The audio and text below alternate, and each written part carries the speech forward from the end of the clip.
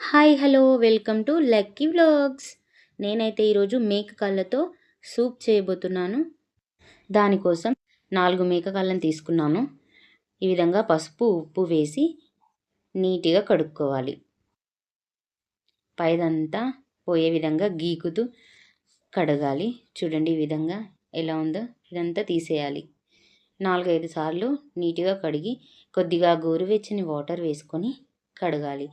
ఈ విధంగా వేడి వాటర్ వేయడం వల్ల నీచు వాసన రాకుండా ఉంటుంది. ఈ విధంగా కడిగి పక్కన పెట్టుకోవాలి. స్టవ్ వెలిగించి కుక్కర్ పెట్టి కుక్కర్ వేడయ్యాక 2 టేబుల్ స్పూన్ల ఆయిల్ వేసి ఆయిల్ వేడయ్యాక అందులో మసాలా దినుసులన్నీ యాడ్ చేసుకోవాలి. లవంగ, చెక్క, జాజికాయ, మిరియాలు, బిర్యానీ ఆకు, ఆనియన్, పచ్చిమిర్చి అన్నీ వేసుకొని బాగా వేయించుకోవాలి. ఆనియన్ మంచిగా ఫ్రై అయ్యి రంగు మారాక అందులో చిటికెడు పసుపు, అల్లం వెల్లుల్లి పేస్ట్ వేసి వేయించుకోవాలి. అల్లం పచ్చి వాసన పోయేంత వరకు వేయించుకోవాలి. ఇప్పుడు ముందుగా కడిగి పెట్టుకున్న మేకకాళ్ళని యాడ్ చేసుకోవాలి. మేకకాళ్ళు వేశాక 5 నిమిషాలు హై ఫ్లేమ్లో పెట్టి వేయించుకోవాలి. ఈ విధంగా 5 నిమిషాలు హై ఫ్లేమ్లో పెట్టి వేయించడం వల్ల నీచు వాసన రాకుండా ఉంటుంది. ఇలా వేయించకపోతే అస్సలు నోట్లో పెట్టలేమండి, తినలేము, నీచు వాసన వస్తుంది. స్టవ్ మీడియం ఫ్లేమ్లో పెట్టి మరొక 5 నిమిషాలు వేయించుకోవాలి. ఇప్పుడు ఇందులోకి రుచికి తగినంత సాల్ట్, మిరియాల పొడి వేసి మిక్స్ చేసి తగినన్ని వాటర్ యాడ్ చేసుకోవాలి.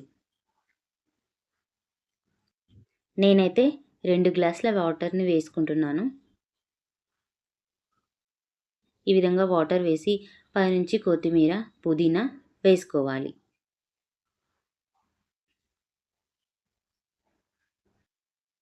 కొత్తిమీర, పుదీనా వేసుకొని మూత పెట్టి 8 విజిల్లు వచ్చేంత వరకు ఉడికించుకోవాలి. ఈ సూప్ బోన్స్ స్ట్రాంగ్ అవ్వడానికి చాలా ఉపయోగపడుతుంది. చిన్నపిల్లలు, పెద్దవాళ్ళు ఎవరైనా తాగొచ్చు. నేనైతే మసాలా దినుసులు చాలా తక్కువగా వేసి ప్రిపేర్ చేశాను. అంతే, ఎంతో టేస్టీగా సూప్ రెడీ అయిపోయింది. నేను పిల్లల కోసం చేస్తున్నాను కాబట్టి ఇంగ్రీడియంట్స్ తక్కువగా వేశాను. మీరు కావాలంటే మసాలా దినుసులు ఎక్కువగా యాడ్ చేసుకోవచ్చు.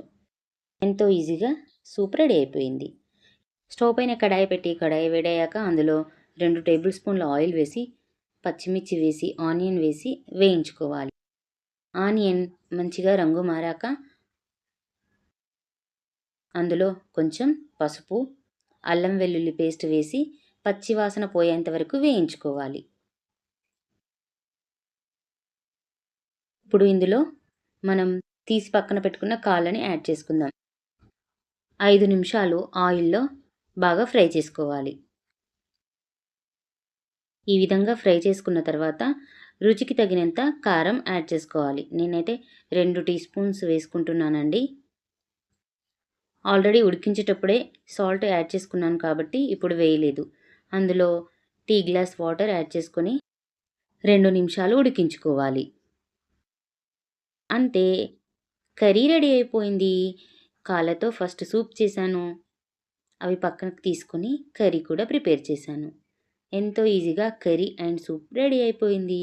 నచ్చితే లైక్ చేయండి, షేర్ చేయండి, సబ్స్క్రైబ్ చేసుకోండి. Thank you for watching friends. Bye bye.